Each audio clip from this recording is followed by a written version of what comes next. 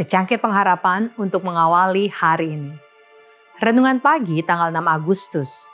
Hal baru bagian 1.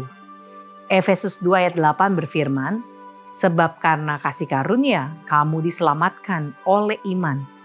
Itu bukan hasil usahamu, tetapi pemberian Allah." Pada tahun 1850, kaum Advent hari Sabat sangat gembira dengan kebenaran baru yang telah mereka temukan. Mereka tidak pernah berhenti berbicara, menulis dan berkhotbah tentang doktrin-doktrin yang menjadikan mereka umat yang unik. Kedatangan Kristus yang kedua secara harfiah dan nyata. Pelayanan Kristus dalam 2 fase, di bait suci surgawi, Sabat hari ke-7 dalam konteks akhir zaman, dan keabadian bersyarat.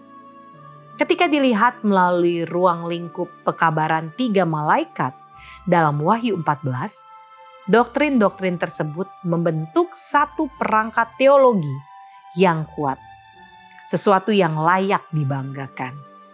Pada titik ini, kita perlu menyadari bahwa orang Advent sebenarnya memegang 2 perangkat kepercayaan.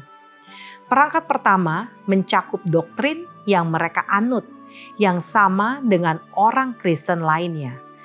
Seperti keselamatan hanya oleh kasih karunia melalui iman.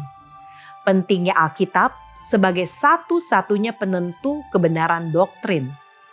Peran historis Yesus sebagai juru selamat dunia, kuasa doa pengantaraan, dan sebagainya. Perangkat doktrin kedua terdiri dari kepercayaan-kepercayaan yang menjadikan mereka kelompok yang berbeda.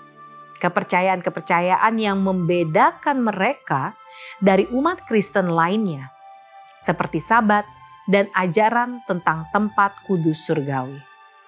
Karena umat Advent abad ke-19 hidup dalam budaya yang sebagian besar beragama Kristen, maka mereka cenderung tidak menekankan hal-hal yang sama dengan umat Kristen lainnya.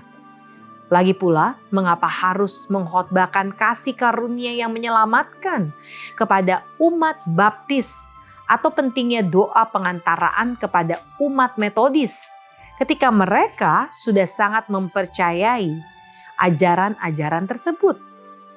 Hal yang penting menurut mereka adalah menyampaikan kebenaran yang menjadi ciri khas Advent yang perlu didengar dan diterima orang lain. Akibatnya, ketika mereka memasuki desa atau kota baru, mereka akan mencari tempat pertemuan terbaik, seringkali di auditorium sekolah, dan kemudian menantang pendeta terkemuka di daerah itu untuk berdebat di depan umum tentang hari apakah Sabat itu, atau apa yang terjadi pada seseorang setelah meninggal. Saya ingin bertanya kepada Anda, pernahkah Anda memikirkan tentang sistem kepercayaan Anda sendiri dan bagaimana sistem itu saling terkait? Atau bahkan apakah sistem itu sesuai berdasarkan Alkitab? Anda harus tahu, kita masing-masing bertanggung jawab untuk mengetahui mengapa kita adalah orang Kristen dan mengapa kita adalah orang Advent. Saya menantang Anda hari ini untuk mempelajari Alkitab lebih dalam secara pribadi. Doa kita hari ini. Terima kasih Tuhan atas kasih karunia-Mu. Ajari kami bersyukur karena keselamatan ini adalah pemberian-Mu, bukan usaha kami. Amin.